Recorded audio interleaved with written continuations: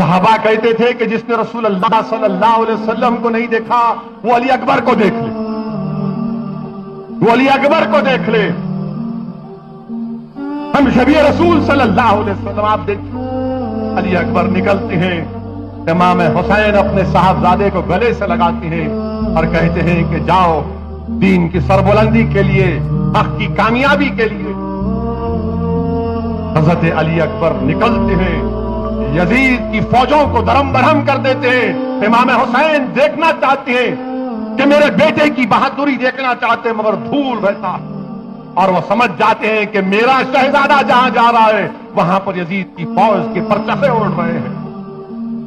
پھر دھول اٹھتی ہے اور گھوڑے پہ واپس حضرت علی اکبر آ کر کہتے ابا جان اگر چند گھٹ پانی کے مل جائیں تو ان کو درم برہم کر دوں گا۔ امام حسین کہتے ہیں بیٹا پانی تو نہیں، ہم 3 دن سے سب پیاسے ہیں، لے میری زبان کو اپنی زبان سے لگا کر چوس۔ تو شاید رسول اللہ علماء کرام نے دیکھا کہ اللہ کے رسول صلی اللہ علیہ وسلم نے اپنی زبان مبارک کو امام حسین کی زبان سے ملایا تھا، اس لیے کہ کربلا میں میری آل کو اس زبان کی ضرورت پڑی اپنی پیاس بجھانے کی۔ اور پھر علی اکبر پھر دوڑتے ہیں، گھوڑے پر نکلتے ہیں شہزادہ، اور 20,000 کے لشکر میں گھس کر ان تمام باطل طاقتوں کو درم بھرم کرتا، مگر ظالموں کا ایک تیر آ کر حضرت علی اکبر کو لگتا ہے اور آواز دیتے ہیں ابا جان مجھے تھام لیجیے۔ امام حسین سمجھ جاتی ہیں کہ میرا بیٹا زمین پر ہے، دوڑتے ہیں امام علی مقام حضرت علی اکبر کو اپنے گود میں لٹاتے ہیں اور کہتے ہیں کہ ابا جان ذرا یہ تیر کو نکال دیجئے، میں پھر دوڑوں اور ان کو درم برہم کروں۔ امام علی مقام امام حسین حضرت علی اکبر کے تیر کو نکالتے ہیں، آپ شہید ہو جاتے ہیں۔ علماء کرام نے لکھا کہ امام حسین نے پکار کر کہا کہ کاش اس وقت حضرت ابراہیم علیہ السلام ہوتے تو میں ان سے کہتا کہ اے ابراہیم علیہ السلام، آپ نے جب حضرت اسماعیل علیہ السلام کو ذبح کر رہے تھے اللہ کے حکم پر تو آپ کی آنکھوں پر پٹیاں تھیں، دیکھو میں اپنی آنکھوں سے اپنی اولاد کی شہادت کو دیکھ رہا ہوں۔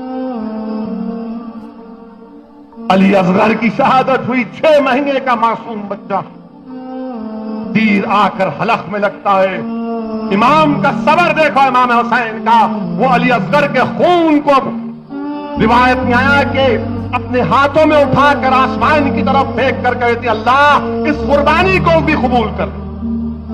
اور اس کے بعد امام حسین نکلتے ہیں، اللہ کے رسول صلی اللہ علیہ وسلم کے امامے کو اپنے سر پر شیر خدا کی تلوار لے کر نکلتے ہیں، اور جس طرف امام حسین جاتے درم برہم پوری فوج بھاگ، پھر واپس آ کر اپنی بہن سے کہتے ہیں کہ دیکھو بہن ان بزدلوں کو دیکھو یہ بھاگ رہے ہیں۔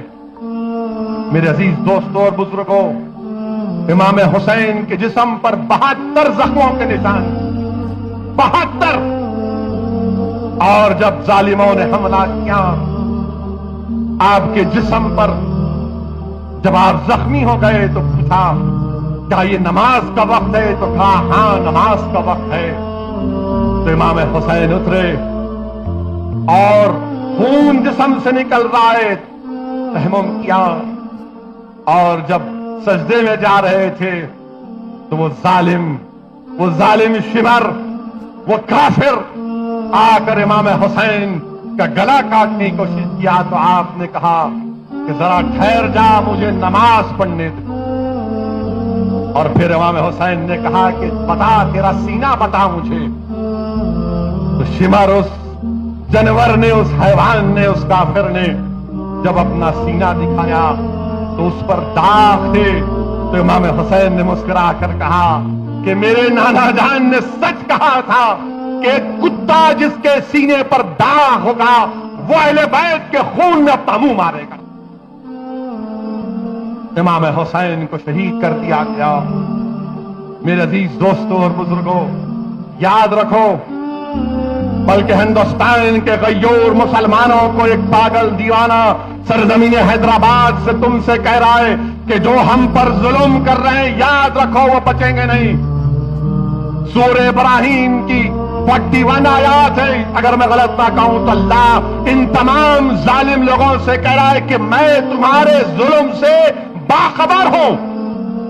اللہ سورہ ابراہیم میں فرما رہا ہے ظلم کرنے والوں کے تعلق سے کہ میں تمہارے ظلم سے باخبر ہوں اور تمہارا ظلم کا حساب کتاب ہوگا۔ جو آج ہم پر ظلم کر رہے ہیں، ظلم کا حساب کتاب ہوگا۔ امام حسین کو شہید کیا گیا اور ابن